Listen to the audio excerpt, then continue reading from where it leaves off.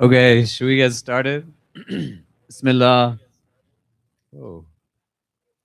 Bismillah. Bismillah walhamdulillah. Wassalatu wassalam ala rasulillah wa ala alihi wa sahbihi wa barak wasallam. Assalamu alaikum wa rahmatullah. So, for those who weren't with us last week, we started a conversation on the prophetic way of dealing with difficult people. We we're supposed to just make it like a one-off conversation, but didn't get through all the material, and people had suggested that we try to get through it. So we want to get through as much of it as we could today, and then next week we'll either resume some of the previous things we were discussing. I don't know yet what that would be, or we'll continue on with this kind of model of the prophetic way, and then a topic that kind of looks at it through that framing, inshallah. So I wanted to just start with a dua, just to kind of recenter us to the space again. And people want to take a quick moment and to kind of recalibrate and settle in. I know people are coming from different places, work, school, long commutes, all kinds of things that could be creating exhaustion. But let's take a quick moment just to kind of be in the space, inshallah. Ask Allah to put some barakah in the gathering. اللهم آمين. اللهم لك الحمد كما ينبغي لوجهك وعظيم سلطانك. لك الحمد حمدا طاهرا طيبا مباركا فيه لا يوم الدين. اللهم صل على سيدنا محمد في الأولين وفي الآخرين. اللهم اجعلنا من المخلصين. اللهم اجعلنا من المخلصين. اللهم اجعلنا من المخلصين. We begin this supplication in your name, Ya Allah, and beseech you to send your choicest salutations upon your most beloved, sallallahu ta'ala alayhi wasallam. We return to you on this evening carrying the relationships that have stretched us, challenged us, confused us, and sometimes wounded us. You know the people who are easy for us to love, and you know the people who require something more from us. You know the relationships where we feel understood, and you know the ones where we constantly feel misunderstood. You know the conversations we have rehearsed in our minds, the words we wish we had said, the words we wish we could take back, the people we are still trying to make sense of. And Ya Allah, you know what is happening inside of us when we are around them. So tonight, before we think about how other people need to change, help us become honest about the ways in which you may ask us to grow. Give us the courage to look inward without becoming consumed by shame. Give us the humility to ask, Ya Allah, what do you want me to learn from this? When we feel provoked, teach us to create space between what we feel and what we do. When we feel disrespected, remind us that our dignity does not depend upon someone else's behavior. When we are misunderstood, keep us from believing that we have to prove ourselves to everyone. When we are hurt, keep our pain from becoming permission to hurt someone else. And when we are convinced that we know exactly why someone acted the way they did, remind us that you alone know what is hidden within hearts. Ya Allah, teach us how to respond with ihsan even when the circumstances are difficult. Teach us from the life of your messenger, sallallahu alaihi wasallam. Teach us what it means to be gentle without losing our strength. Teach us what it means to be patient without surrendering our principles. Teach us what it means to forgive while still recognizing what happened. Teach us how to speak truth without using truth as a weapon. Teach us how to love people while recognizing that not every relationship should have unlimited access to us. Give us discernment, Ya Rab. There are moments when we need to be patient. There are moments when we need to speak. There are moments when we need to listen. There are moments when we need to apologize. There are moments when we need to say, this is not okay. There are moments when we need to create distance. And there are moments when the wisest thing we can do is stop trying to control the outcome and place the matter completely in your hands. Ya Allah, help us to know the difference. Don't let patience become an excuse for avoiding difficult truths. Don't let boundaries become a disguise for resentment. Don't let forgiveness become something we perform while our hearts remain consumed by anger. And don't let our desire for peace become a refusal to address what needs to be addressed. Give us wisdom that is both compassionate and clear. Make tonight more than another conversation about difficult relationships. Help us to recognize that every relationship can reveal something about the state of our own hearts. Perhaps there is something we need to release. Perhaps there is something we need to repair. Perhaps there is something we need to learn.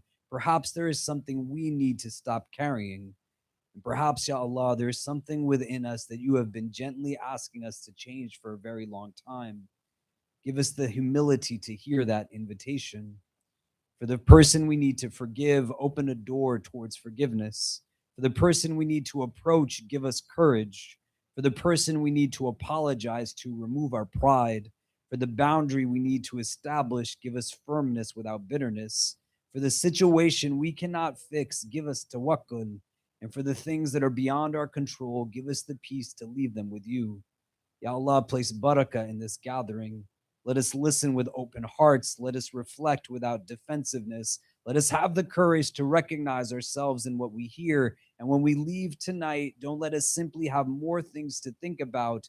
Give us something to practice. Give us a little more wisdom in our words, a little more restraint in our reactions, a little more compassion in our hearts, a little more courage in our relationships, and a deeper awareness that our ultimate responsibility is not to manage everyone around us. It is simply to become people who are pleasing to you.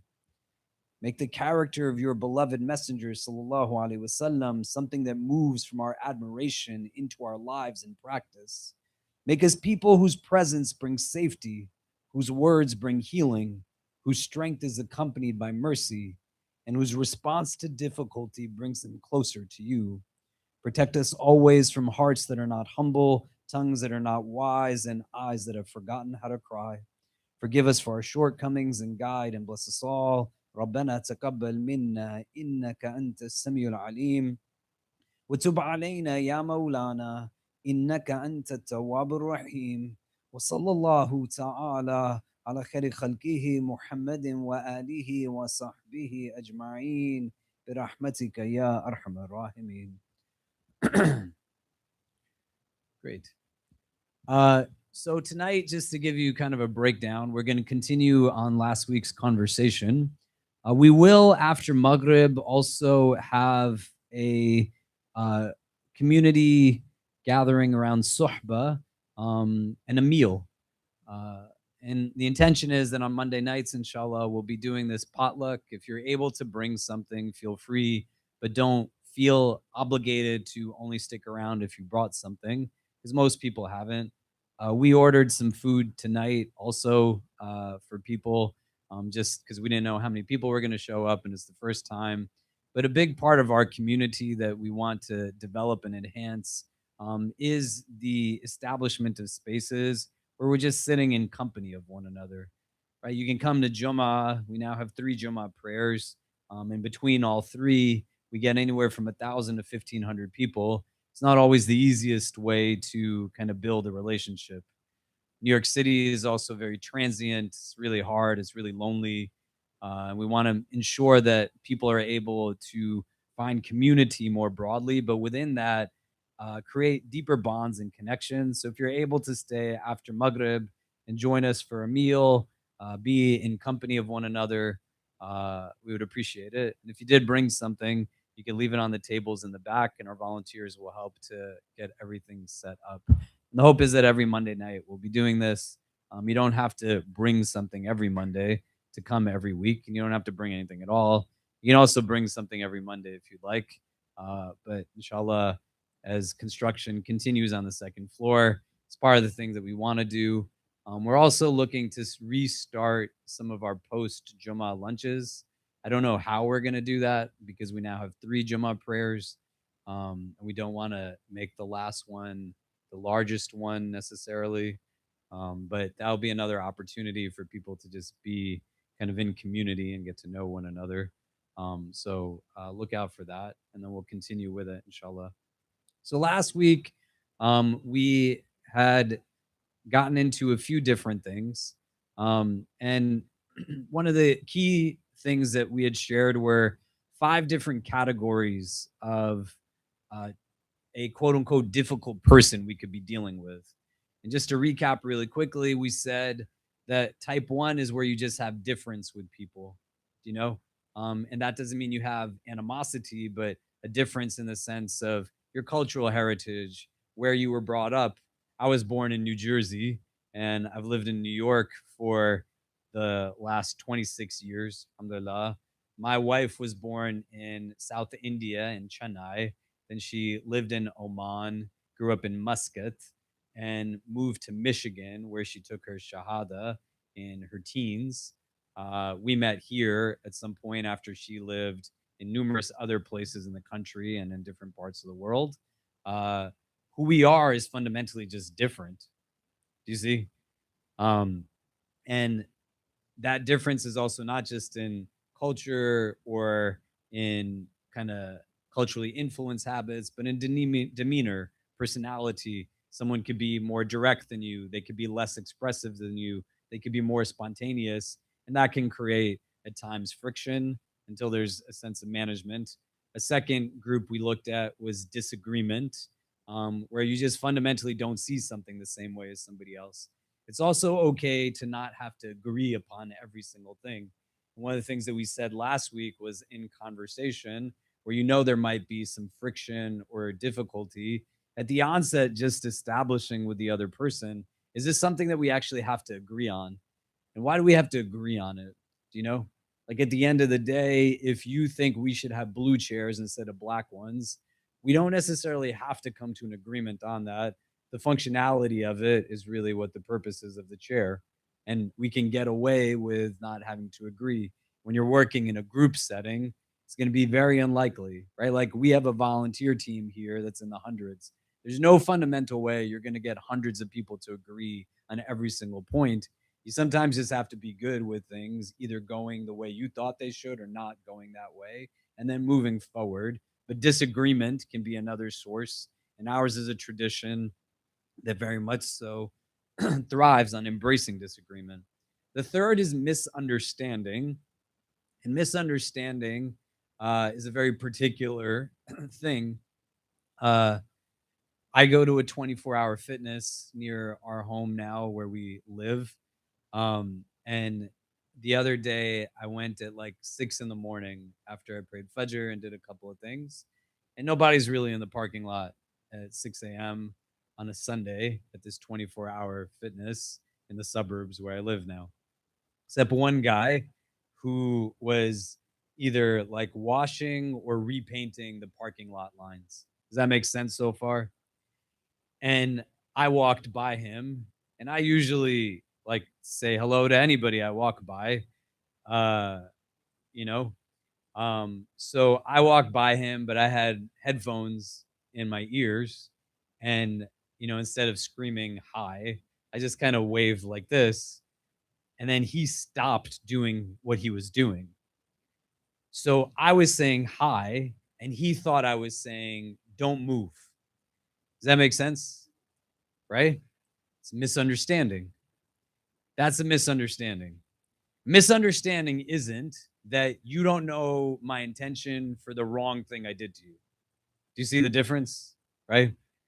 Like a misunderstanding is this guy thought I was telling him to not come in my way when I was saying hello. Right? It's just a misunderstanding. I didn't get how he would receive what I said. He didn't get like why what I was trying to convey, right? Misunderstanding. Wasn't communicated clearly. And then you could distill it and I could say, you know, this means hello. Or I could then own that clarity has to come from me, that I could have been a little bit more direct or like transparent in what I was trying to get. But you get the point, right? Bucket number three, misunderstanding. So difference, disagreement, misunderstanding. The fourth that we talked about was repeated unhealthy behavior. And this is very different from the first three. So someone is repeatedly insulting you, they're violating boundaries, they're manipulating you, they're lying to you, they're humiliating you, they're refusing accountability, they're creating unnecessary conflict. And this is where we said there needs to be clear communication plus boundaries, plus consequences. And then the fifth type was genuine harm, that there are situations that involve actual emotional, physical, financial harm or other types of harm. May Allah protect us from this or protect us from ever doing this to somebody else. And the prophetic model is not that you just keep taking harm. That's not what it is.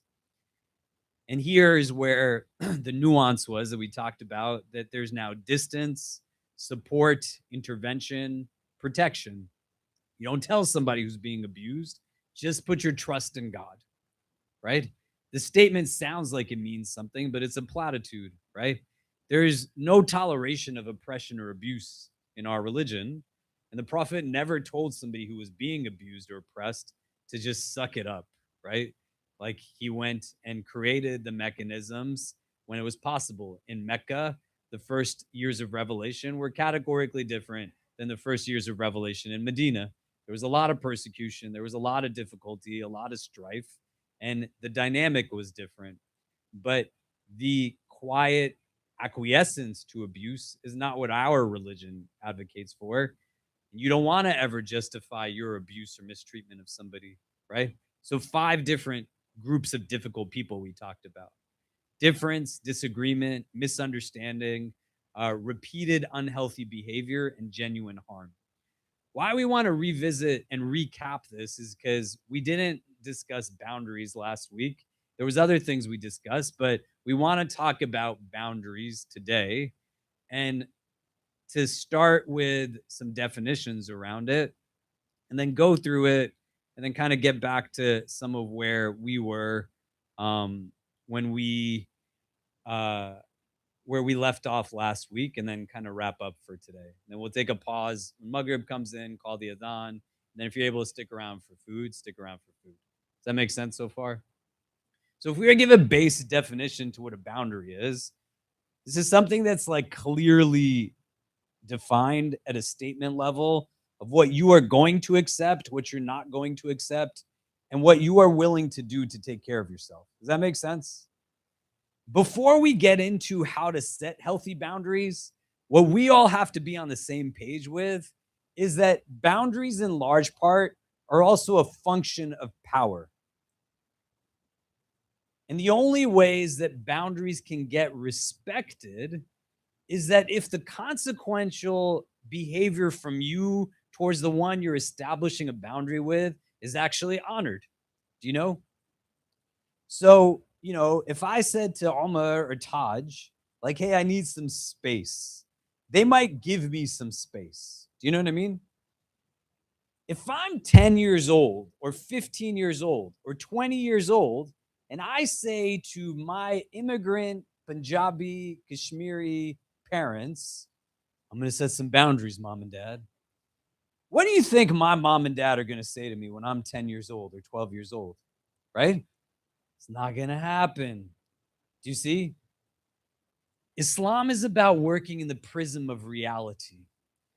And we want to start not with just very surface level conversations that are devoid of reality. In the 20 plus years that I've served this community, why one of the first nonprofits we started out of our center when we were at NYU was a separate nonprofit that was a domestic violence shelter and agency, was because there wasn't a week in 2 decades that I didn't meet someone who had men in their life who had no idea what it meant to be a man.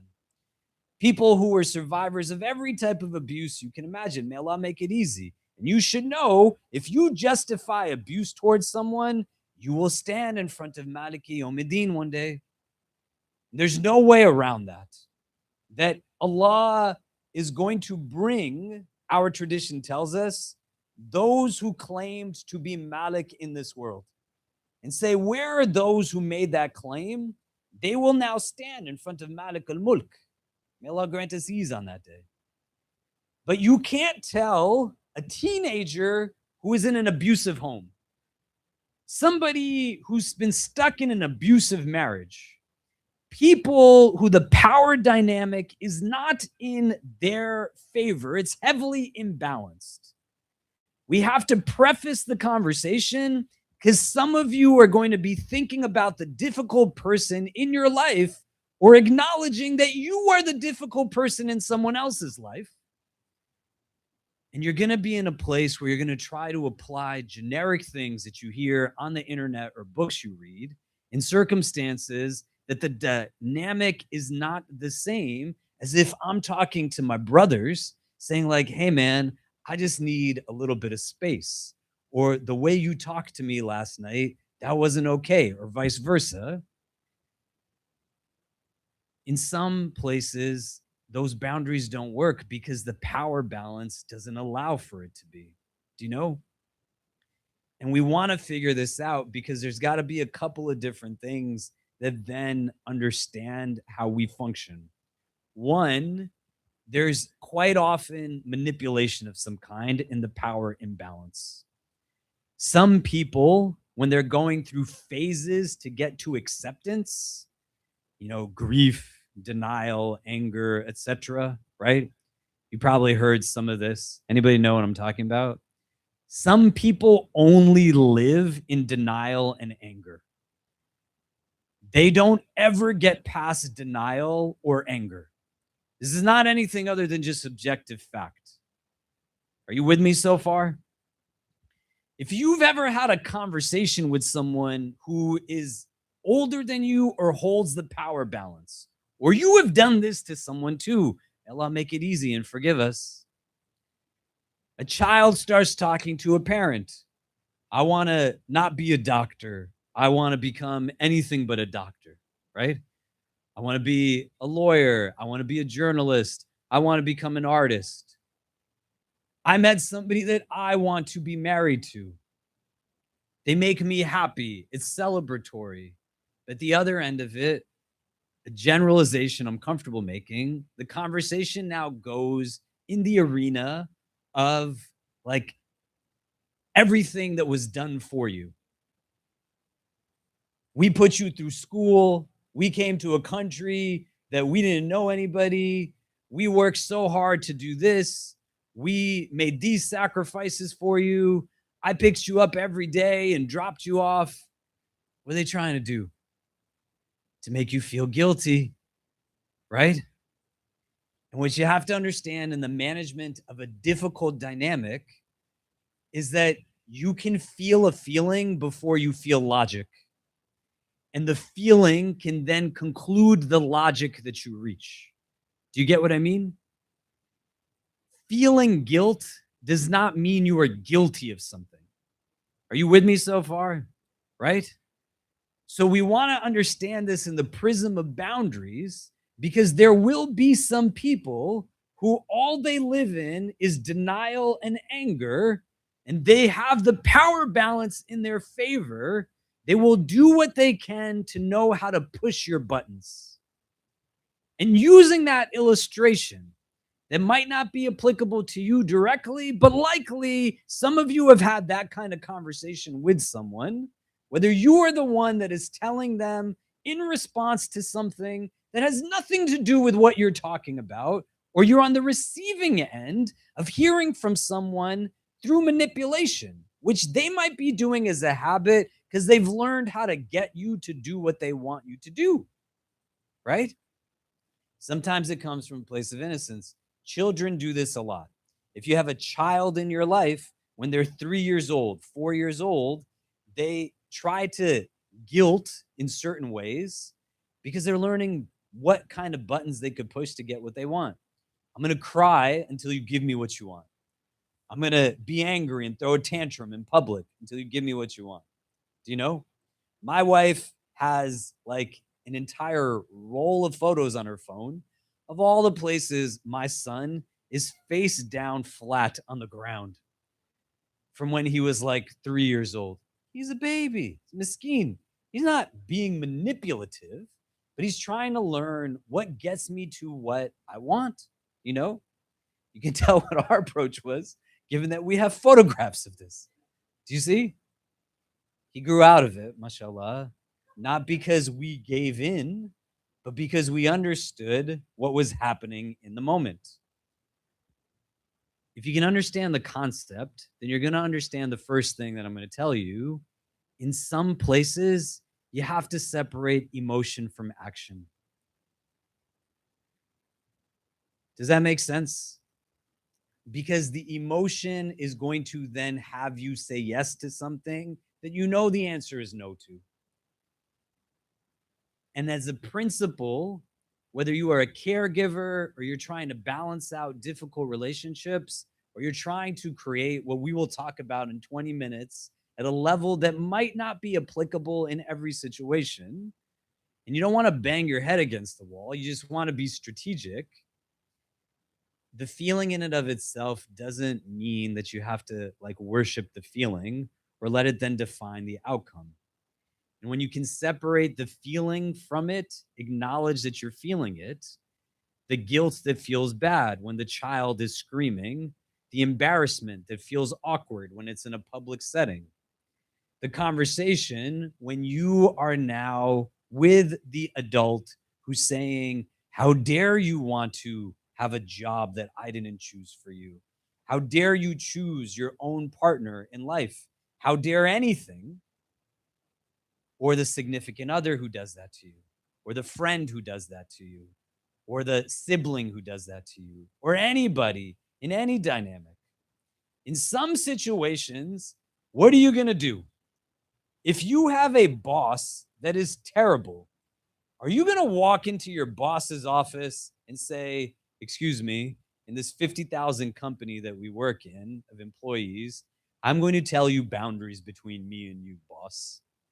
No, that's not going to happen, right? Realistically, you're not going to go to the CEO, the CFO, the managing director, the manager, or whoever, and say, you know what? There's going to be some boundaries between me and you. Most people will not do that because the consequences are not in their favor at a power level. Do you get what I mean? But what you can do in some situations is separate the emotion from the action that allows for you to now not respond emotionally.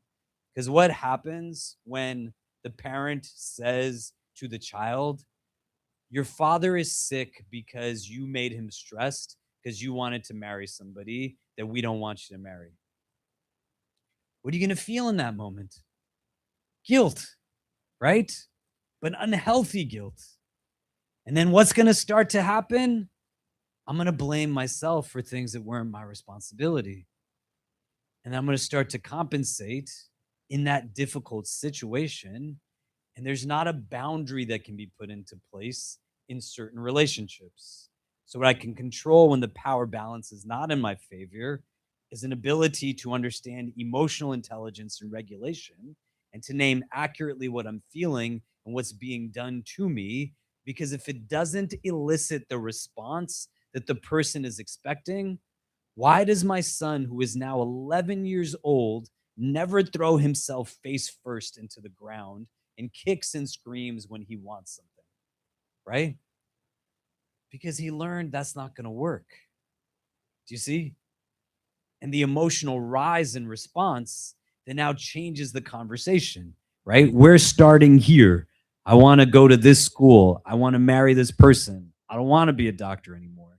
And the conversation pulls you in multitude of directions until you're exhausted. And in the exhaustion, there's a lot of self-blame and guilt and all kinds of stuff that says, maybe I should just do what they wanted me to do. But then you end up doing what you know is not what makes sense for you. And it's not selfishness. You don't want then other things to open up, resentment, toxicity, this kind of stuff. So I separate the emotion from the action, and the guilt is not then defining what it is that I do ultimately. I have a rationale, and you can apply this in other ways too. If you are the giver of it as opposed to the receiver, you can be the person who is difficult, and you have learned to use your presence to make someone anxious, overwhelmed, stressed, frustrated, agitated to the point that they say, there's no point in me going forward. They're not going to ever change. The Prophet ﷺ believed that every person had capacity to change. You get to a place where you can figure out how, people like Hind and Abu Sufyan, who played a role in the assassination of the Prophet's uncle. The Prophet then is standing with them in prayer after they took their shahada. But he's got to still stand firm on his feet. The emotions are heavy. He goes through a lot of challenges, and he is the most complete human. This is why we call him Insan al-Kamil, that he is complete in his perfection as a human, because he's also completely human, never devoid of feelings, but the feelings are not the only variable, and quite often not the one at all, that are then defining the action that comes after. You see what I mean? I got to separate the emotion in that moment and allow for myself to be present in the action in a way that doesn't then have me think about myself in a way that the person who knows how to push buttons, they're pushing buttons that are going to get me ultimately to be where it is that they want me to be.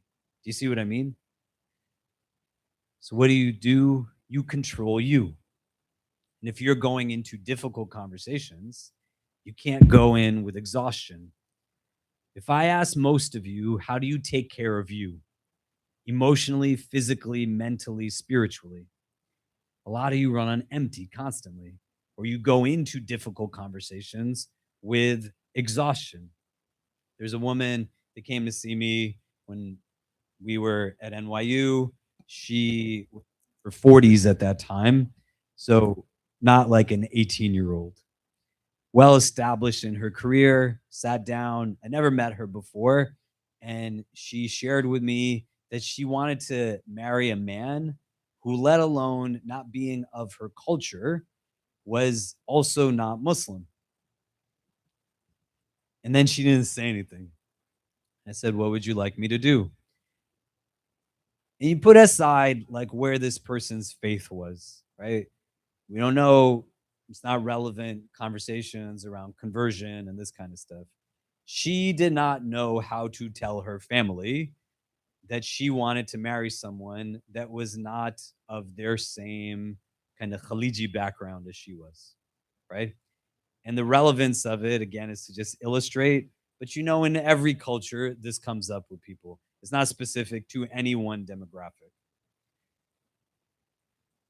And so I started talking to her about self care and exhaustion and how she needed to make sure she was replenished, because the only thing she controlled in a difficult conversation was the presence of herself.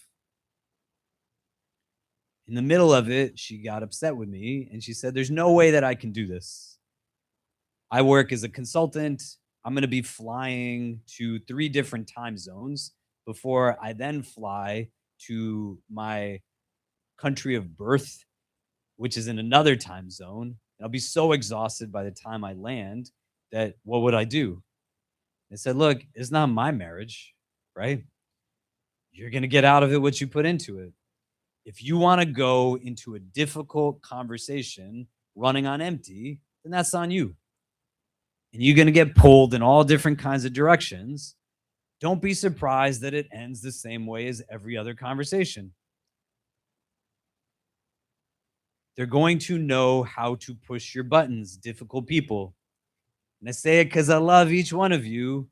Some of you know how to push buttons to get your own way too. You're going to still be taken into account by Maliki Yawmiddin. So you have to just be honest with yourself in both directions. But at the level of how to deal with a difficult person, you want to first establish the separation between emotions and actions. How do I individually get myself to be in a place where I don't give in to the feeling that is surfacing instinctively, or the buttons are being pushed that then draw me towards the feeling that has me then forego what I know is what I need to look at with a little bit more clarity and lucidity. Does that make sense? Okay, let's do this because more people have walked in. What are you thinking about this conversation so far? Before we talk about boundaries generically, I'm going to make a statement and I'm going to say this and that. That can happen with certain groupings. These 5 categories of difficulty we talked about: difference, disagreement, misunderstanding, repeated unhealthy behavior, and genuine harm. The person who is genuinely harming someone is likely not going to be the person if you sit down and say, as a 10, 12, 14-year-old who went online and saw, how do I deal with my abusive parents? And somebody said, just set boundaries with them. What is the 13-year-old going to do? Do you know what I mean? Right? And some of us fail to realize that the children we were still exist in us as adults. And so those behaviors and habits still have continuity. What I want you to do is just turn to the person next to you so we can kind of get talking a bit, exchange names if you don't know names. What do you think so far around this conversation? Manipulation of emotion, the power dynamic that's critical to understand when setting boundaries, and how it's not going to be a one size fit all. There's going to be some relationships where you just can't do that. You can't go into your boss's office and say, we're going to now have boundaries. You can't have like certain relationships at certain phases where that happens. Uh, you want to look to establish relationships where some of those things can be implemented and honored, and ask the question of, why don't I have anybody in my life that I could do that with, if that's the case? But the key part I want you to talk about is this idea of separating the emotion from the action that comes from the emotion. And one of the things we talked about last week, for those who are not here, is a key way to deal with difficult relationships is practicing what we called was the prophetic pause. You don't just instinctively respond, you take a breath before you do something. Let's turn to the persons next to us. What do we think about what we're discussing so far? What is it bringing up for us? What is kind of arising in our thought process? And we'll come back and discuss and move forward. But go ahead. If you've not been here before, don't only speak if you are saying what is quote unquote the right thing, or hesitate because you're worried about saying wrong. Also, if you talk a lot, like, give room for others to speak. So ideally pairs. So you're both articulating but practicing listening. And if you're going to be in more than a pair, try to be no more than 3. I know some of you are going to be like in a group of 7 somehow still, despite this. But just let's try to kind of get everyone talking and listening. But go ahead.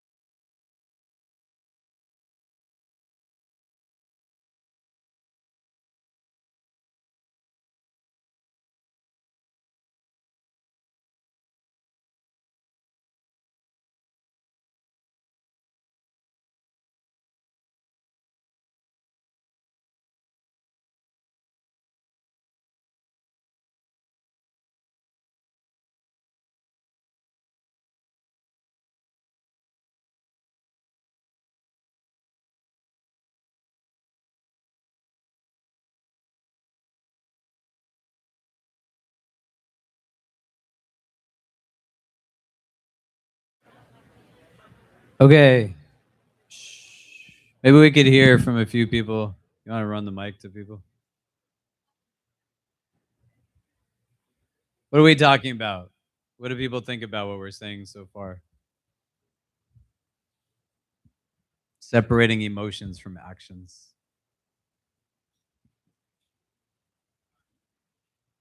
You want to say something, Dawood?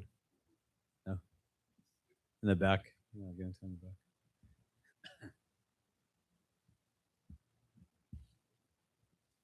How's the temperature in here? Is everyone comfortable?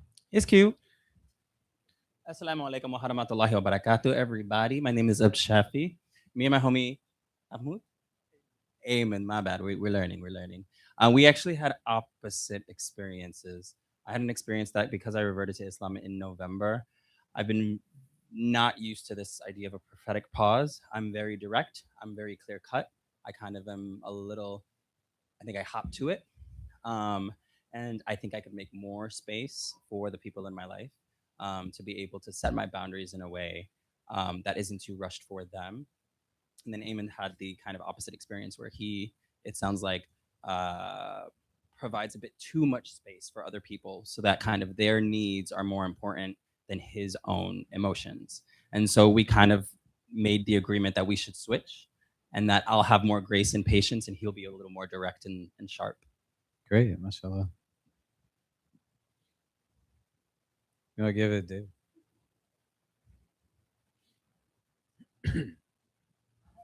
More of like a question about, and if I'm remembering this correctly, like a question from the Sirah about the way the Prophet interacted with the man who killed Hamza after he had converted to Islam. It was something that came up in a conversation. I'm not remember. I just want to remember, like, the Prophet Sallallahu Alaihi Wasallam accepted him into the Ummah, but and I think I remember from your Sirah series, Oh the no. the Prophet, yeah, surprisingly enough, but the Prophet himself had to draw kind of a boundary with that man. He did. So we're gonna talk about Washi. But Washi was hired and commissioned by Hind, who's a he was a spear thrower, and at Ohad, he assassinated the Prophet's uncle, like he was targeting him. And then later he became Muslim. We're taught that the Prophet forgave him, but told him that he couldn't be in his company or his presence. Do you know? It was very heavy for him. So I sent him. Yeah.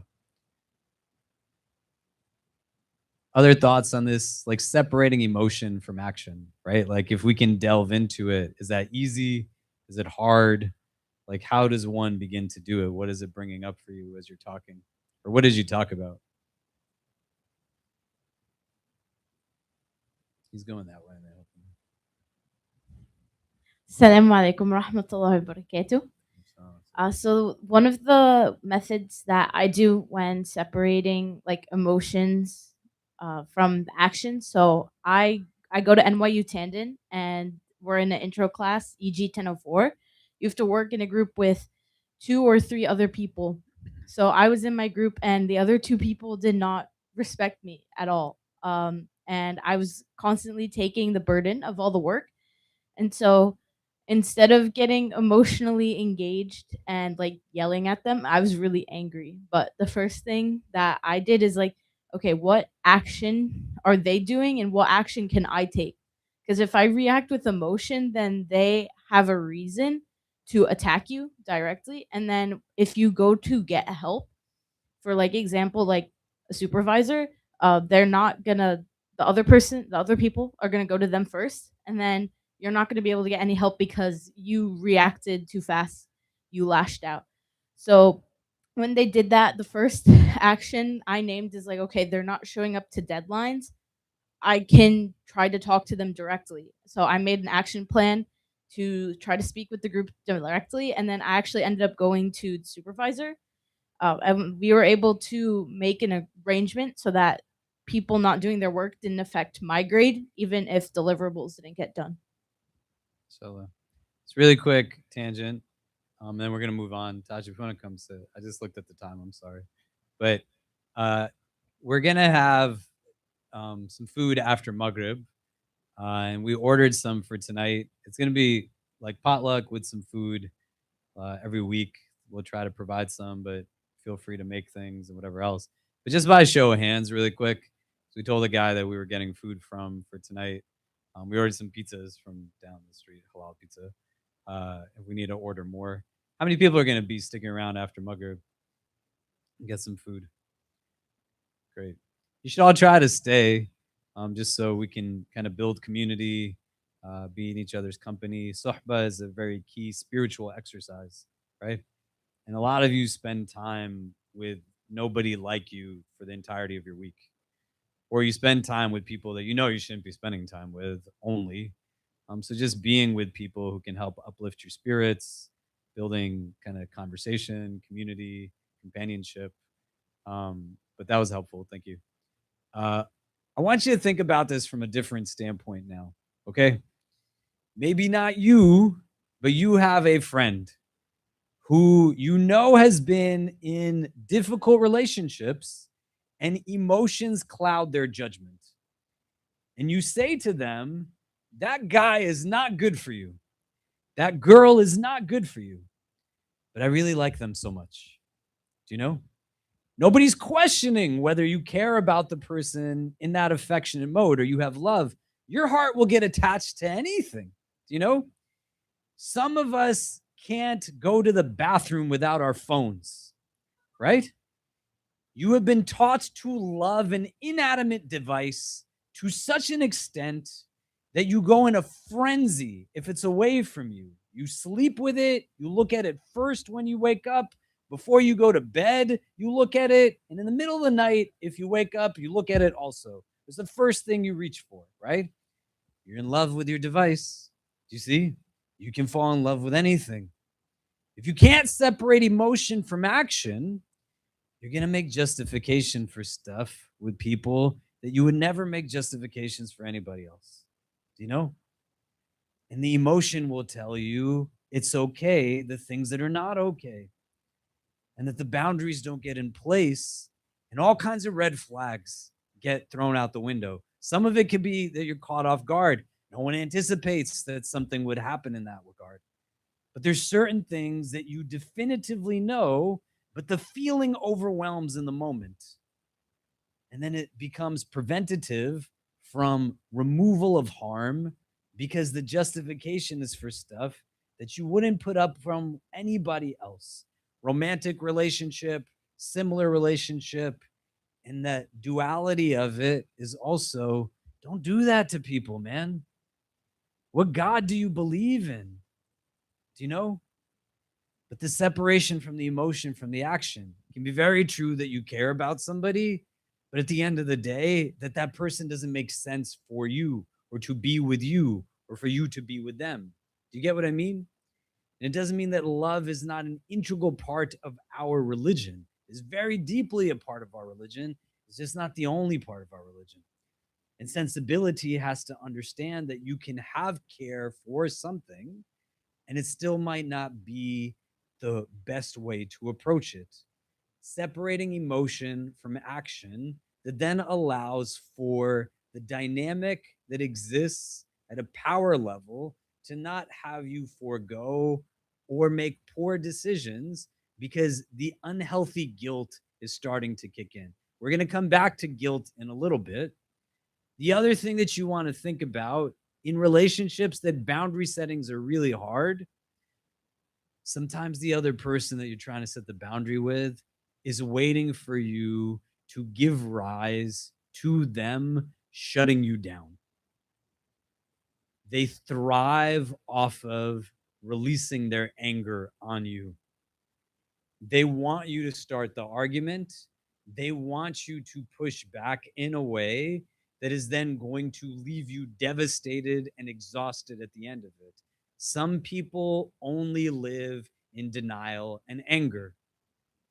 And the strategy that doesn't have to be a stopgap, but until there's room to get to someplace else, if you remove the manipulating tool from the conversation, then there's no room for them to then have that manifestation of a conversation, and they have to forego the anger, the manipulation, etc. And sometimes it's just about the language that you use. So somebody needs a boundary. You identify the end goal rather than the temporary victory as being what you're seeking to pursue. Do you get what I mean? If these guys have a problem with me and they know I'm going to shut them down every single time, that my ego is going to rise up, that I have like actual narcissistic tendencies. And you don't want to use terms that you hear, but you really don't know how to apply. And then they just feed a self talk that creates. But if my actual narcissism brings me to a place where I'm relishing the argument that you're about to try to build with me, do you know? Right? I'm not a big guy. Do you know what I mean? Right? I am 5 foot tall, you know, pretty strong, but I'm not going to pick fights that I'm not going to win. If I had a bully, do you think the bully is waiting for me to set a boundary to stop bullying me? Or is the bully waiting for me to stand up to them and then giving them an excuse to bully me more? Do you get what I mean? Right? So for me to get through it with strategy and wisdom, the prophet did not fight every fight that was thrown at him. He had to think for the long term. And there was definitely people who had abusive tendencies towards him and his family. May Allah's blessings be upon all of them. I can't give you a cookie cutter explanation, but sometimes the reframe becomes important. So if I take away from the person the ability by claiming that now I affirm that the challenge is with me.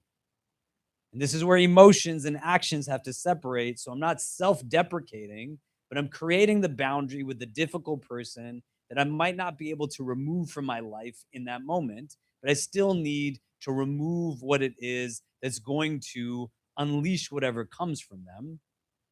And then eventually, similar to the child who learns that throwing yourself on the ground is not going to be the way to get what you want, the person who has a baby nafs in an adult body is going to eventually start to respond to you being in control and bringing strategy in that relationship that's very hard to create those boundaries. But a lot of it is going to be about recognizing when we say, I only control me, it's not excusing the behavior of the other, but I don't have the capacity to have control over them. There are sick people in this world, man. There are people who learn psychology purposely to make you buy things you don't need. Just like there are people who learn psychology to make minorities hate themselves. A goal of anti-blackness is not just to make white people believe that they are the best thing, but to make black people believe they are the worst thing. Colonization at the level of the mind is purposeful to make you, if you are not black, and internalize racism as a black person, but you are brown living in an anti-black system, to want to be white so badly, but also at whatever cost to never be black. You're Muslim, you are going to always be more black than white. Even if you're white and you are Muslim, it takes away your whiteness. Your Islam trumps any of it. Just deal with it and stop pretending that you're something that you're not. But the manipulation strategy is something that's very much there. And you have to learn how to function within it. This is why we live for a world that's bigger than this one. May Allah make us people of Jannah. And a lot of it can't be in denial of your emotional self. Stillness and reflection. Who benefits from minorities being exhausted? Who benefits in a difficult relationship from you walking on eggshells all the time or feeling like the slightest thing is going to create upsetness? It's not you, man. So what do you have control over? You. And that's not that the other person's behavior is being validated, but it's so that you can then get to where you need to be in that dynamic.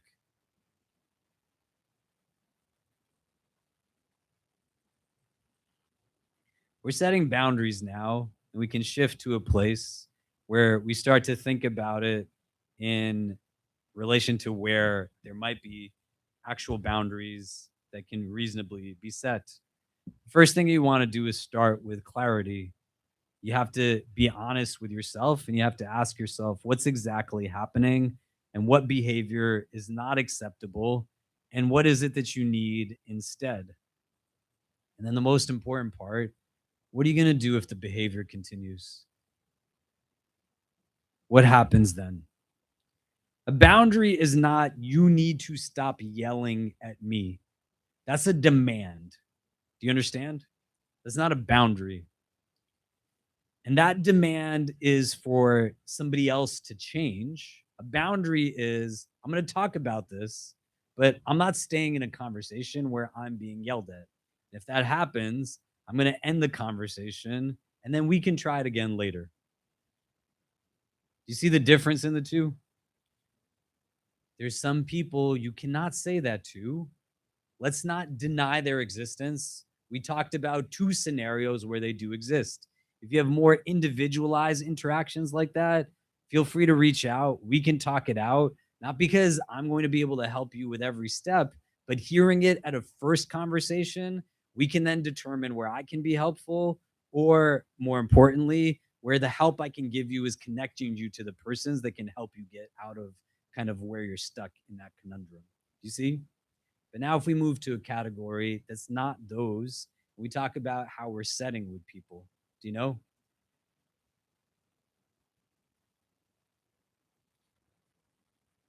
The distinction between the two, stop yelling at me versus we'll talk, but if you yell, I'm going to stop and then we might try later, is one is about controlling the other person and the other is I'm defining my participation.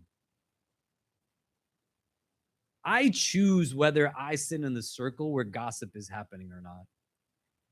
I choose whether I continue to then hang out with the people who gossip or not.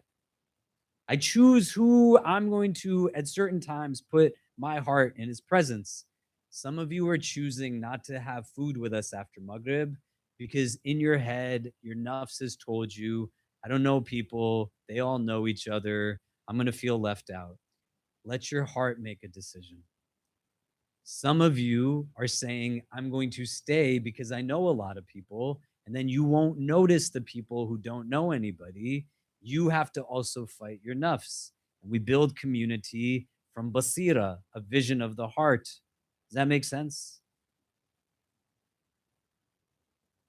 Once you start to do this with clarity, you have to not over-explain yourself. Does that make sense?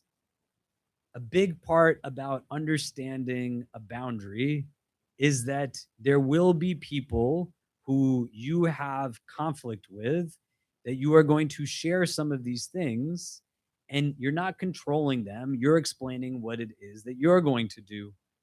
And some of those people are going to be upset by you telling them that this isn't the way that this is going to move forward. A person's immediate reaction isn't going to also always be what's going to be for the long term. And you don't want success to only look like you had the conversation in your head for minutes or hours. You can't give people moments always to just process things. They might need a little bit of time. But when you get to a place where people have spent time with you and they know how to make you feel bad, feeling bad, man, cannot come from saying no to the things you have to say no to. Do you know? I work with caregivers a lot because my job entirely is as a chaplain. All of you are shepherds. The nature of care is built into chaplaincy the way it might not be built into being or being muhaddith or being mufassir, right? I can be a jurist. I can be a person who's an expert in Quranic exegesis. I can be an expert in hadith sciences.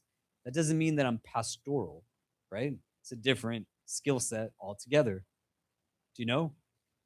When I sit with people now, because I'm older, when I was younger in my career, I didn't have a lot of people to talk to. So one of the things that I do outside of this is that I meet with people who work in similar professions where they have similar realities, where they're caregivers. And rule number one, if I'm teaching at graduate courses, Muslims, non-Muslims, whoever who do this kind of work, you can't feel bad about saying no. Example I like to give is that I was doing a group session with an organization that works with people who have children with special needs in Canada. We were on Zoom, and there was maybe 30 or 40 people on this Zoom, and I was talking about some of this, and then I said to them, if you want to meet in a one-on-one after, just reach out, email me, we'll figure that out. We did. I was talking to a lady who was now in her 60s, and her son is in his 30s. And this child was born with special needs, and his mental capacity never allowed for him to develop beyond the mindset of a child. So he always had the mindset of a 6-year-old, but now he had the body of a 30-year-old. This woman, single mom, because the man she married just got up and left, didn't want to deal with a kid, right? They'll make it easy for her and protect us from having idiots in our life.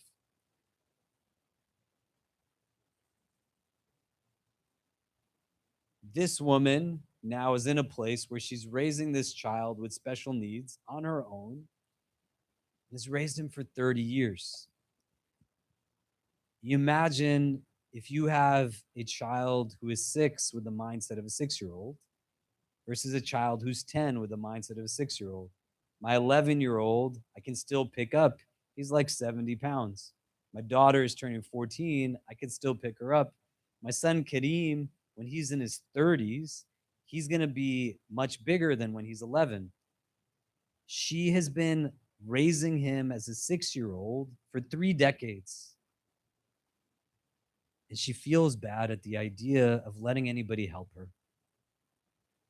Can you imagine what it must be like for this woman when her 30-year-old bodied son with a 6-year-old mindset now throws a tantrum or wants to be carried to bed or needs help putting on clothes? And in her mind, she has mother's guilt, which is a real thing. And she also feels bad that if she doesn't do every single thing or takes a moment for herself, she's doing something wrong. If that mother sat here and told you her story, would you tell her, hey, you're a bad mom if you started to take time for yourself? The answer should be no. You should say to her no. Then don't feel bad if you also have to say no to certain things.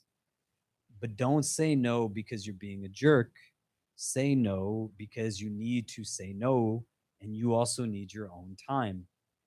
I could not do what I do here if I did not take time for me. I love each of you, but I don't want somebody else to be my children's dad or to be my wife's husband. I have to be able to also know how to manage time, and I can't feel bad about it. Taj and I had a conversation right before class started. We're trying to figure out a way to get together. And I told him I will get back to him 2 days from now. And I said, like, is it urgent? He said no, and that's fine. I'm not going to pull out my phone and start to scroll and figure it out right in the moment because he's my brother. I care about him. He cares about me. And also, I don't have to let unhealthy guilt define. He's not even upset with me. Are you upset with me? No, right? A lot of it's going to come in my head. Do you get what I mean? It's okay to say no, right? The world didn't fall apart. Do you get what I mean? And if people can't take no for an answer from you, you have to figure out why. And this is where the over-explaining has to stop. A difficult person that knows how to push your buttons, they're going to start questioning your reasons. They're going to be in a place where they're going to potentially criticize your character. They're going to demand an explanation for every single thing that you do. If you get pulled into a courtroom that is your own life, you're going to start to say evidences for things that why you got to over-explain yourself, man? Why? I said no because of this or that.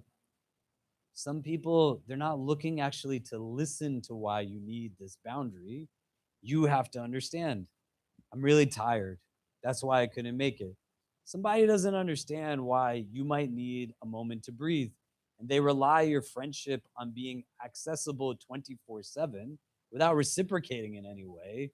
Like, is that person going to really listen to what you have to say? In some instances, the more you explain, the more there just is to argue with, because the person on the other end isn't listening to understand, they're listening to respond. If you are that person that takes everything and argues with it, stop doing that. You're hurting your own heart more than anybody. The Prophet listened to children in his life. He listened to the elders in his life. He listened to Muslims, non-Muslims, people who came from across diverse backgrounds. And if somebody is telling you that these things are not acceptable, you might have to still say to them that I know that you are upset or disappointed, but my answer is still no. It's not cruel, it's just clarity at the end of the day. Do you know? They just have to know what they're working with. You're not a bad kid if you have a weird dynamic with family and you still spend enough time to maintain relations, but you're not immersed in a hostile dynamic 24/7. You have to know why you're setting the boundary, and your articulation of it might require some additional conversation. Don't become arrogant and don't become foolish in your arrogance. May Allah protect us from it. But at some point, you got to figure out that person isn't really listening to me. You're going to have to expect discomfort. And in setting a boundary, you have to understand it's not always going to be rooted in response to resentment that then creates empowerment. Do you know? I was talking to a couple of people the other day, and they said, how is it right now for you in this new space? I said, it's great, but it's also really hard because there's so many people who need help. There's so many people who have things going on, and there's so much that we can do. This guy called me on the weekend, and there's an opportunity for us, make dua, Allah facilitates for us, to help build out. We have a domestic violence shelter that we run that can house anywhere from 15 to 20 some people, depending on if women come alone or women with children. Do you know? But we now have an opportunity to be a part of a project to create another like homeless shelter that could house up to 500 people at a time, right? And all the things that come with it. Sounds like a great idea. All these things take time. Do you know? And people reach out to me and they say, like, hey, people ask for help with this or fundraising for that or this humanitarian cause. And they're like, your community is the only community that really helps whoever asks. Well, like, what am I going to tell God? Right? That I didn't do what I had the platform you gave me to do with. And where it's difficult is that there's a lot of need. Do you know? And so it's not always easy to say no. You understand? It's not empowering always to say no. The whole idea isn't about putting someone in their place or feeling like achievement that like I can't do this right now. Sometimes it's going to be uncomfortable. Sometimes there will be discomfort. Do you see what I mean? Does that make sense? You have to preemptively understand that when you're setting the boundary, your nafs and shaitan are going to get you. There might be Muslims that you listen to who talk about these things, but a lot of people who talk about it might not be using our jargon. Your nafs is lazy. It doesn't want you to try. Shaitan's waswasa is going to get you where you're most insecure. If you don't think you have any insecurities, Shaitan has got you at the level of skewed perspective and arrogance. Allah protect us from it. Everybody's got vulnerabilities, man. You got them too. Stop lying to yourself. But here, expect that there will be some discomfort. And if you've been in a place where you are trying to reconcile, is this selfish? Is it like wrong? Am I guilty? The discomfort doesn't mean necessarily you're doing something wrong. The discomfort might mean that just because you're trying something new and it's unfamiliar, you don't know how to deal with kind of the reactions to it. Do you know? How do I tell people, right? Do you know how hard it was for me to tell students at NYU that I'm not going to be at NYU anymore? Do you know? People said to me all kinds of nice things when I sent out an email saying I was leaving NYU, and I didn't know what was going to happen after fully, right? But I got all kinds of messages that came up afterwards, and people were saying nice things. We got that message. We were sitting in Kawa House. It was so sad, etc. How do you think it felt for me to write that thing? One of the hardest days of my life was when I gave my last khutbah on August 15th last year in a building that I haven't walked into since, but I went into for over 20 years of my life. And I had to look in the faces of young people who they thought I was going to be there always and explain to them that the best thing that I could do for them and for all of us was to build this thing, inshallah, right? Do you feel like it felt empowering to tell people no? Right? It was really, really hard. And I had to wrestle with that a lot. It was very difficult. But I can acknowledge that discomfort and still move forward. Guilt is a feeling, it is not always a verdict. Do you understand? Does that make sense? You have to separate the emotion and let that be there. And if you've been in a place where you've spent years of your life simply keeping peace by making yourself be small, then choosing yourself can also initially feel like conflict. Do you know? Saying, I don't want to be in this place anymore, like you're not a good friend to me. You are not doing right as a member of our community. You're not in a place where you're owning up to your end of our relationship. As a sibling, you're doing wrong. As a parent, you're doing wrong. As a child, you're doing wrong to me. If you spend so much time situated in a place where you have to put yourself in the back burner to make somebody else like feel kind of at homeostasis, why wouldn't it feel conflicting the first time you step up? And when that conflict arises, it might blurt itself out in sarcasm, anger, mocking, ridicule. The prophetic pause enables us to say, I'm going to treat you based off of who I am, not who you are. We're not tolerating abuse or oppression, but we're in a place where we're able to own and acknowledge the things that come up with some of these boundary settings. And then one of the most important things, you want to pay attention to what happens next. You want to really understand what the dynamic is of a relationship. Watch what happens when you set a reasonable boundary. Do you know? Right? Give people some time to process. But, if Omar said to me, right, that, hey, I need some space from you. And then I just hounded him like did you have enough space yet? Like, have you gotten your space? And you're like, hey, man, I told you that 2 minutes ago and you waited for me at the door. And now you're asking me if I had enough time. No, right? It doesn't mean that you want to give in to shaitan and that it's the end all be all, but also understand a healthy person, they may not necessarily like your boundary, but they'll respect it. A difficult person might try to negotiate the boundary. A controlling person, they're going to try to punish you for having it. Right? And if you're on the receiving end of the boundary, which person do you want to be? Somebody might give you the silent treatment. They could call you selfish. They could accuse you of changing, not being who you're supposed to be. They might remind you, like we said, of everything that they've done for you. They'll tell you that you're hurting them from a reasonable boundary. A reasonable boundary is not me telling my 10-year-old that I'm not going to talk to you until you do what I say. That is an unreasonable boundary. That is abuse from me as a parent to a child. Does that make sense? That kid's developing mind is going to get screwed up. In these adult interactions, you're going to need to be in a place where you can care for somebody's feelings, without being in a place where the reasonable boundary gets surrendered to those feelings. And empathy doesn't mean that you have to abandon yourself in the process. Do you know?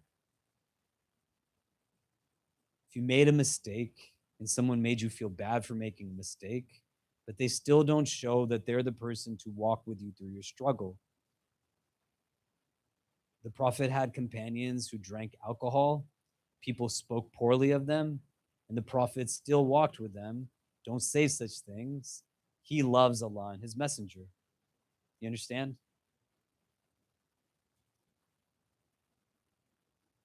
I care about you, and I still say no, can actually coexist. Where the revelations come, you want to be in a place where you give yourself some of the space to acknowledge that.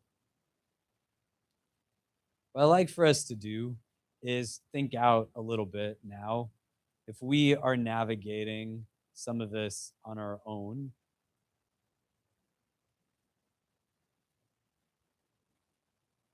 how would you start to address some of these things in your life? So I'm going to throw out a few scenarios. I'll put them in the WhatsApp group. If you can turn to the persons next to you. And what I want you to ask is a few different things. And in your groups, just pick one of these scenarios.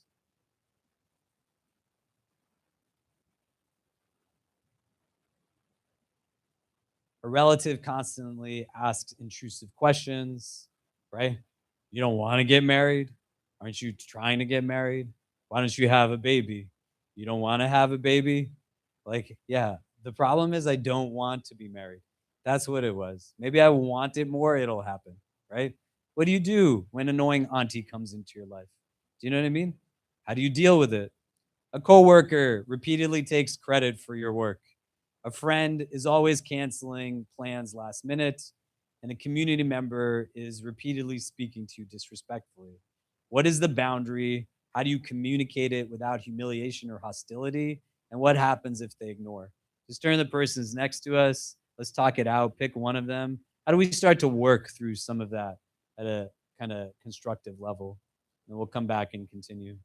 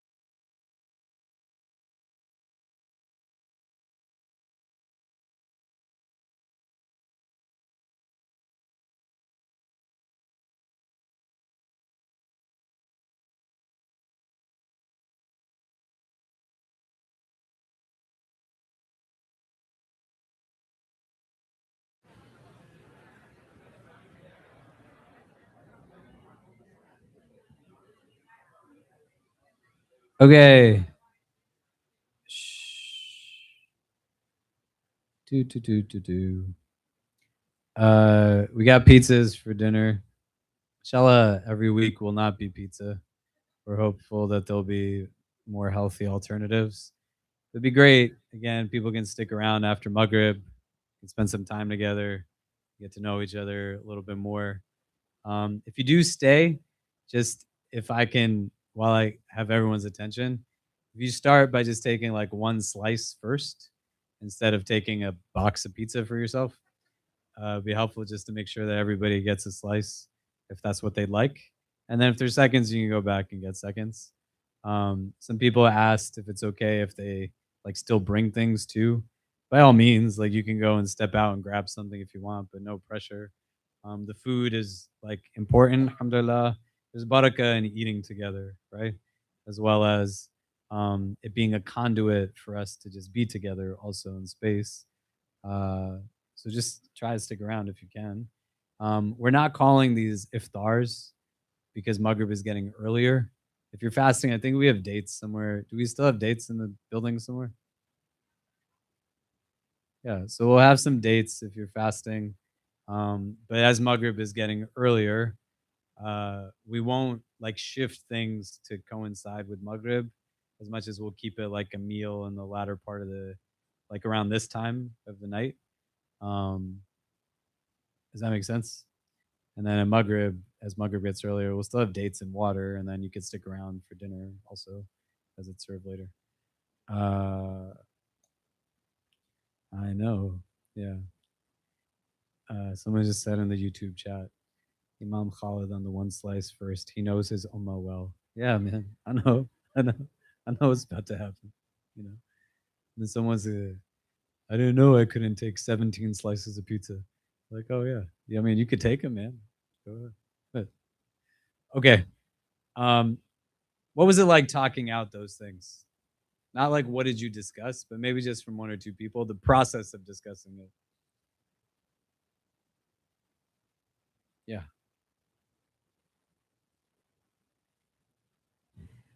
It was a lot of trial and error because like I think there were multiple redrafting of what you would say so that it doesn't come across as either too offensive or too passive, and to convey the point effectively. Yeah, you want to pass it back?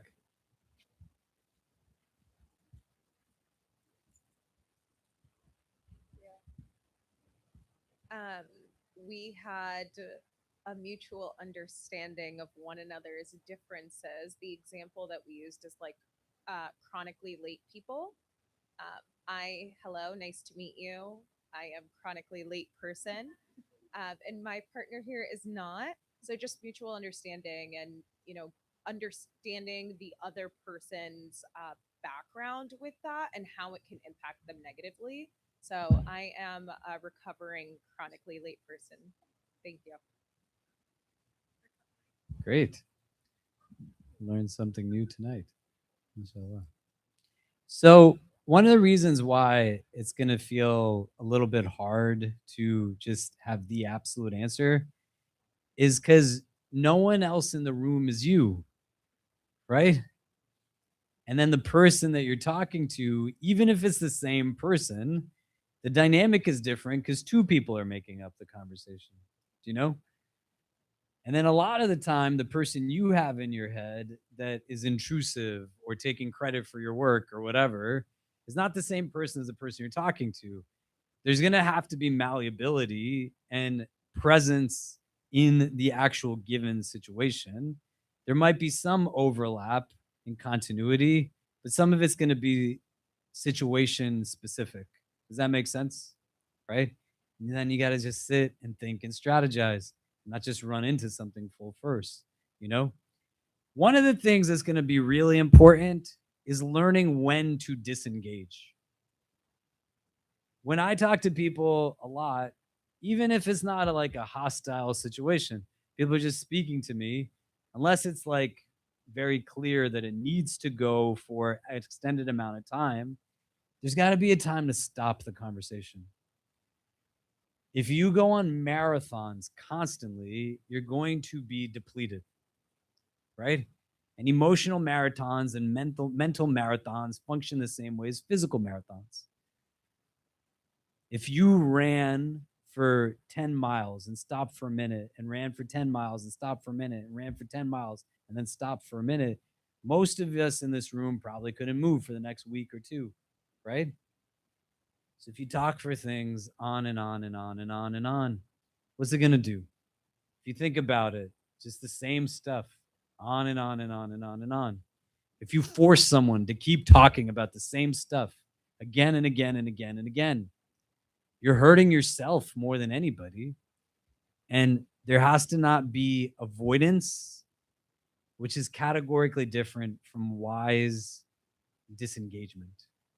Does that make sense? Sometimes the prophetic response is to step away. The Prophet ﷺ is at the cemetery with the woman mourning her husband. He offers consolation and she reacts more emotionally, and he just takes a step away. The companion comes. Do you know who you just yelled at? When she gathers herself and then she goes to the Prophet to apologize for what it was, he simply says, true patience comes at the first sign of calamity. But who is exerting the true patience? Is it the woman? Is it the Prophet who stepped away? Is it both of them? You understand? I want to disengage, and you have to learn how to understand that every single conversation doesn't need to be finished. Every single argument does not need to be won. Get your ego in check. Every single accusation does not warrant a response. And sometimes, again, the most prophetic response is just to step away. I've sat down with friends of mine who you know, who are well-known, famous people across industries, millions of followers online. I'm like, man, why are you reading the comments of your social media? It hurts. Everybody has feelings. famous people too. And I'm like, man, you are a grown man. You are like grown as grown can be.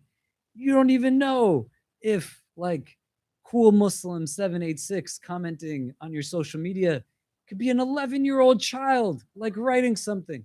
What are you doing? Right? Why? Sometimes people will write things, social media, WhatsApp groups, whatever.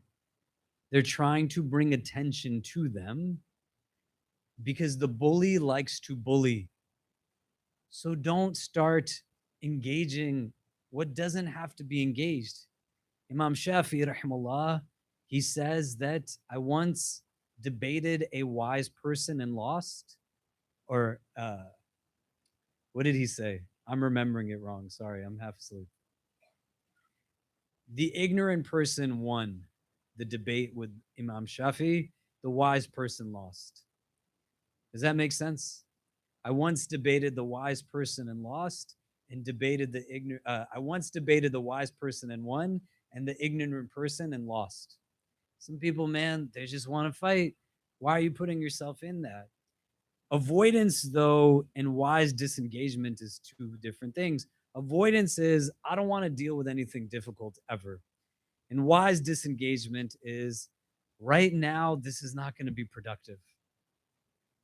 So whatever you got to do, sometimes you got to shut your mouth and then just step away. You're going to hold somebody's pain and they got nowhere else to put it. It's going to blurt out in word vomit. It doesn't have to be rationalized. Sometimes you say, I'm going to come back to this tomorrow. Sometimes you might not even tell the person. You just let them kind of say what they need to, and you have your own outlets. And then when things are kind of more at a place where emotions don't meet emotions, but there's got to be somebody who's rational in the moment without being condescending or arrogant or thinking the other person's stupid, but humans are human. You'd be surprised how many people think everybody is stupider than them. And then you go back to the person when it makes sense. And you're like, hey, man, what was going on with you a couple of nights ago? Wise disengagement is different from avoidance. It's not weakness. And if you came to Jummah last Friday and you were paying attention, we're talking about hikmah, right? Wisdom, right? The Prophet ﷺ, what is he told by Allah? Ud'u sabili rabbika. How? Right? Call to the path of your Lord. How? Bil hikmah. You call with wisdom. Ibn Qayyim, we said, he defined hikmah as what? That you do what ought to be done in the manner in which it ought to be done, in the time in which it ought to be done. You're not just throwing things randomly and it doesn't make any sense. How do you know when a conversation has stopped being productive? You want to reflect on this when you have time. Voices get louder, insults, you keep repeating the same point, bringing up of old issues, inability to listen, threats, contempt, a desire to hurt. So how do you learn a phrase that you could use to respectfully end or take a pause in a conversation? You know, if you and I are going back and forth and emotions are rising, and I say, I just don't want to be with you, then I walk away, is there wisdom to that statement? Even if there's truth to it, right? Versus you take a prophetic pause and you breathe. There's no productivity. These two questions I want you to reflect on individually right now. Ours is a religion and an experience and endeavor that Muslim civilizations are supposed to be ones that are knowledge based ventures. Do you see? But knowledge without wisdom just can create a whole big mess, you know? So, how do you know when a conversation has stopped being productive? For yourself, just think about it for 30 seconds and then have continuity. If you have a notebook, write it at the top. How do you know when a conversation has stopped being productive?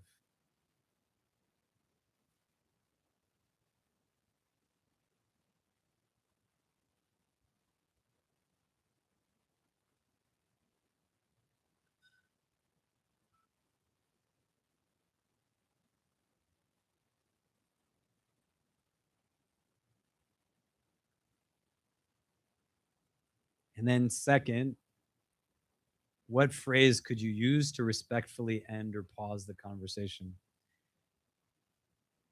This is where wisdom comes in. 5 categories we talked about, remember? Difference, disagreement, misunderstanding, repeated unhealthy behavior, and genuine harm. And then you're going to have different sense. Am I being too offensive? Am I being too lenient? Every person is going to be different. You think about that difficult person that you want to reconcile things with. What phrase could I use to respectfully end or put a pause to the conversation?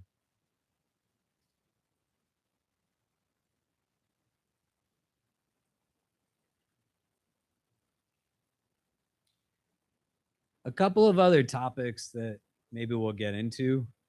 How do people like this approach to the discussions? Because we got to figure out next week, are we going to go back to the 40 hadith? I think after Imam Ibad stops his class on Wednesday nights, I don't know if I'll resume another class or not, but one of the days of the week, we will resume one of those 2 topics, either the Sirah and or the 40 hadith. But do people like this, like the prophetic way and then the topic after? Because some of the things I want to talk about that we won't have time to is like actual forgiveness. What does it really mean? We could talk about like the prophetic approach to forgiveness. What does this mean? You know, and that could be a conversation itself. Difficult family relationships, I think, is a subset to this conversation, like how to deal with some of that, etc. But we'd love to hear from you all on what those things are. Maghrib is soon, right? Yeah. If we can bring the dates to the front table, and if people are fasting, maybe they can come here. If people can leave the meal till after Maghrib, that would be great. And then you just sit and be in company with one another. A couple of things that I want us to just kind of also quickly understand. And these are not meant to be platitudinal, but I'll put it in the WhatsApp group. Patience does not mean passivity. You don't just kind of sit there and take it. That's not what sabr is. Do you know? Forgiveness is also not permission. Like you forgive for your sake. It's your right, not your responsibility. And if you're the one being forgiven, you already transgressed. That's the whole problem. You did the wrong. Like deal with your nafs and deal with the guilt. This is what I said last week. What our teachers tell us quite often is that part of the punishment of the sin is that you have to live with the fact that you did what you did. So you did something wrong, like it's going to sit with you. Self forgiveness is something we'll talk about too. Rahmah does not mean unlimited access, and boundaries are not a punishment. I sent a workbook in the WhatsApp group. You can spend some time reflecting on it. These 2 live streams will stay up online, so you can kind of navigate through it with the workbook in hand if you want. But I think we'll take a quick pause here. What I'd like for us to do, just so I'm not the last one talking about this, if you could turn to the persons next to you. What did you take away from this conversation, last week's conversation? It doesn't mean that there have to be direct answers. Like we're working towards things, do you know? And just as like advice unsolicited, you're probably not going to always figure things out by tomorrow morning. Do you know what I mean? You just have to be patient with like the process that goes into things. And it's okay to still do things that you enjoy and do things that create like your own replenishment. But let's take 2 quick minutes, talk to the people around us. What are we kind of taking away from last week and this week? What's it bringing up for us? We'll make a couple of announcements and make dua, and then we'll call the adhan for Maghrib, inshallah. But go ahead. Let's talk. What are we taking away from the conversations from the last couple of weeks?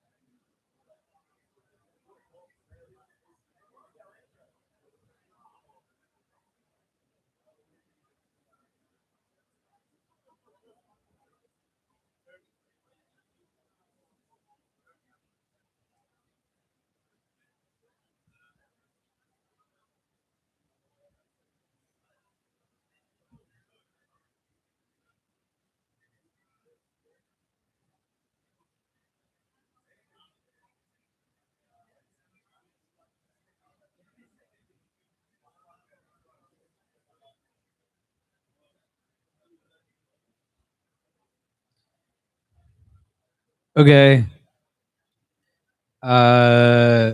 Maybe we could hear from one or two people really quickly. What are we taking away from tonight's conversation, last week's conversation? What is it bringing up for people? Anyone want to share really quick?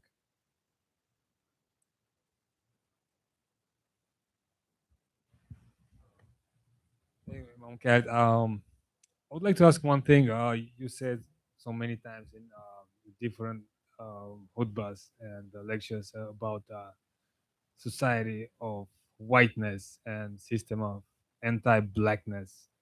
But don't you really think that the era of the white supremacy is actually over? Is completely, it's a bit different group of people has a huge privilege, and we can even, it's so protected we cannot even talk about it. No, I don't. I'm just saying my personal opinion. You can disagree with me, and anyone can disagree also. But I think supremacy in and of itself has become globalized, and a lot of it replicates itself off of supremacist systems in this country. Um, these are conversations we could have at a deeper level, but being able to understand, uh, everything goes back fundamentally to race and class in terms of like the way things are structured and defined. And you have to be able to understand that, because it's also a lot of what the Prophet ﷺ wrestled with and struggled with in his society, you know?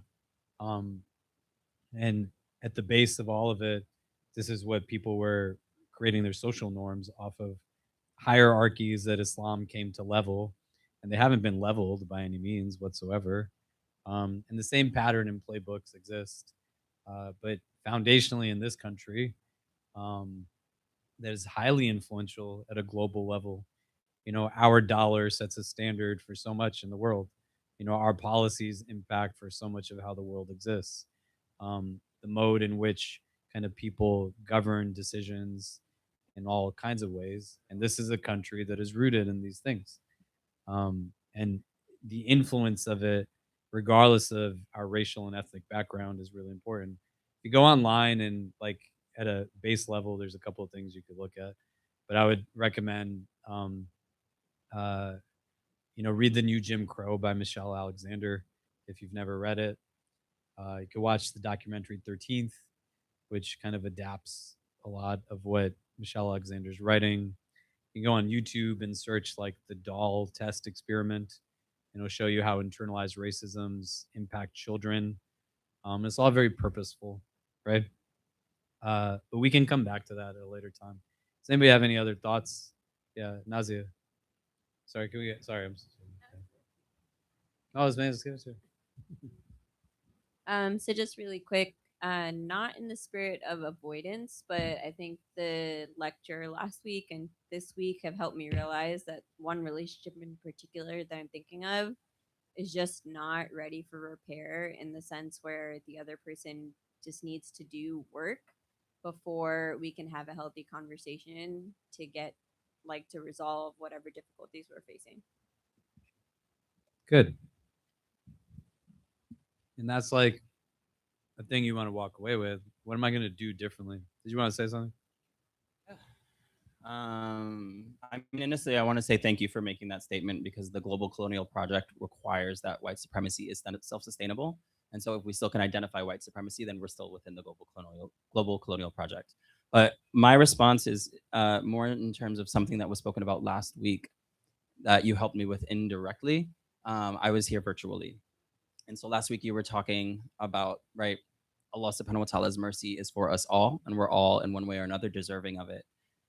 And that's really hard for me to conceptualize as a revert, because obviously I'm not Maliki Yawmiddin. However, if someone continues to do wrong by me over and over and over and over and over, no matter how many times they say I'm sorry, eventually I'm gonna cap it. And so what you helped me with last week is like me realizing that like I don't need to understand everything. Like I don't need to understand why Allah subhanahu wa ta'ala is merciful to me even when I don't feel like I deserve it. So that idea of like not needing to understand everything is something that I think I needed without knowing it. So I appreciate that from last week. Alhamdulillah. That's a big part of Islam as a religion. I'm not in control, but my comprehension also doesn't determine what is valid. If the only things that I yield to are the things that make sense to me, then it doesn't mean I'm not Muslim, but I haven't fully immersed myself in Islam as a concept, because Islam requires us to also understand that my comprehension isn't what makes something true. Do you know? And there will be a lot of things that I just fundamentally don't get, but they're still real at the end of the day. I don't have to understand how God can be Rahman to all of his creation. I'm not Al Hakim. That's why I'm not Al Adl. I'm not going to be the one who's judging and taking accountability on the day of judgment. It's not my capacity. And in this conversation, what you'd want to think out, and a lot of what we're going back to, you bring the pause and you say, how I respond here is going to be something that I'm going to have to stand in front of God with. That's ultimately what's going to take place.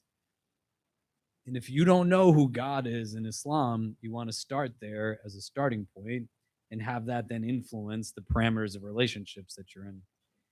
You don't ever want to tell someone definitively, God will X. You know, adults do this to children a lot. God will punish you. Well, how do you know?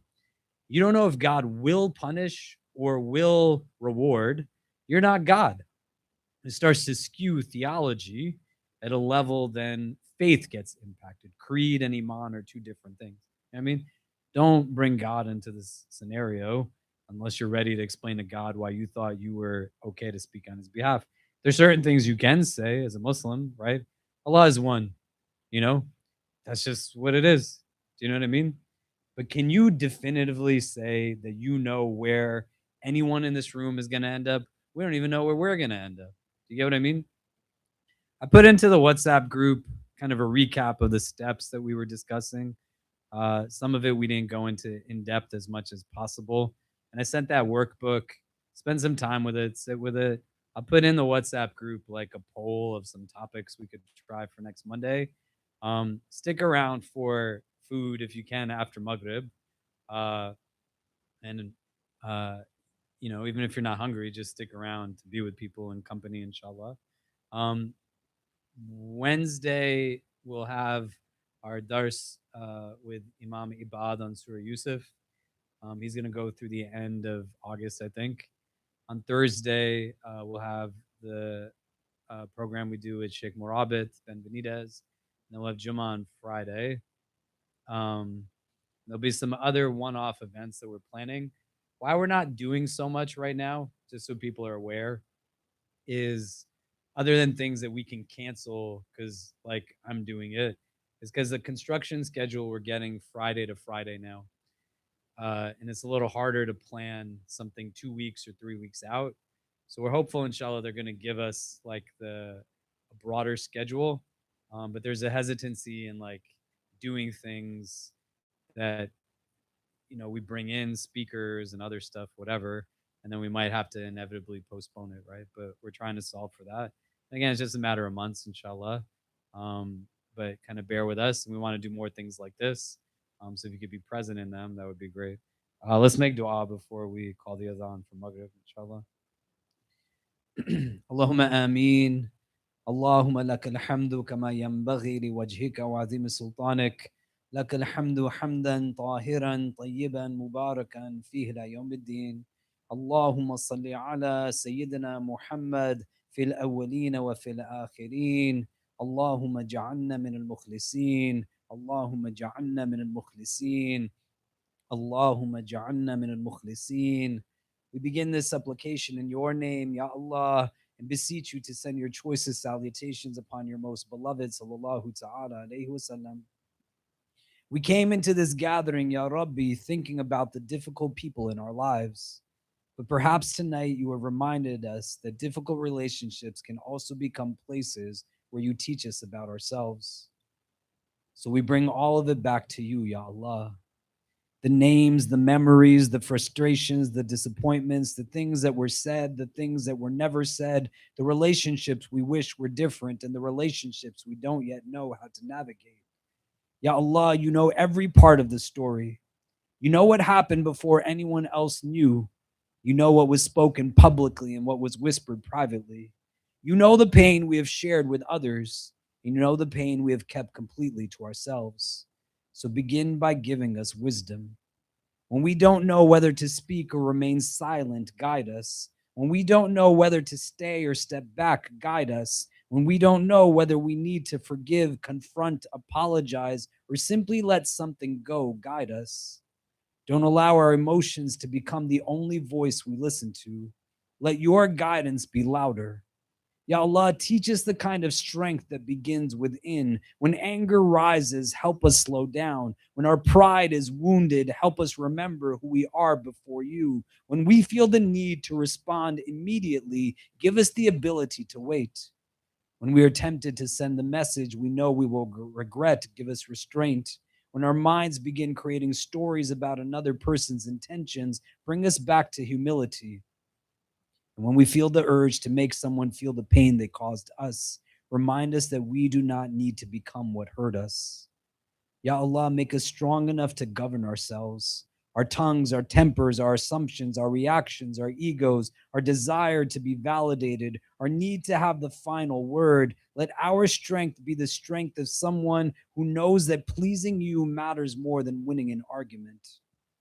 Ya Allah, for those who are carrying a conversation they know they need to have, give them courage. Let them enter the conversation seeking understanding, not domination. Give them words that are truthful without being humiliating. Help them describe what happened without attacking who someone is.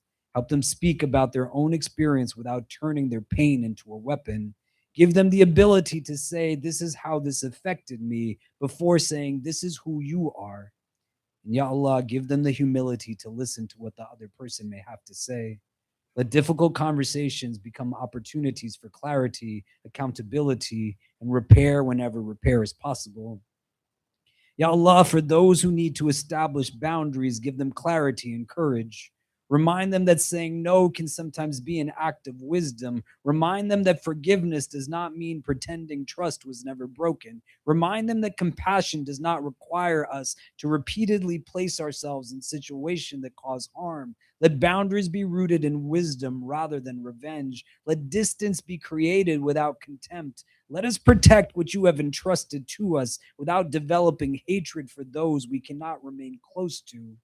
And Ya Allah, protect us from using the language of boundaries when what we really desire is punishment.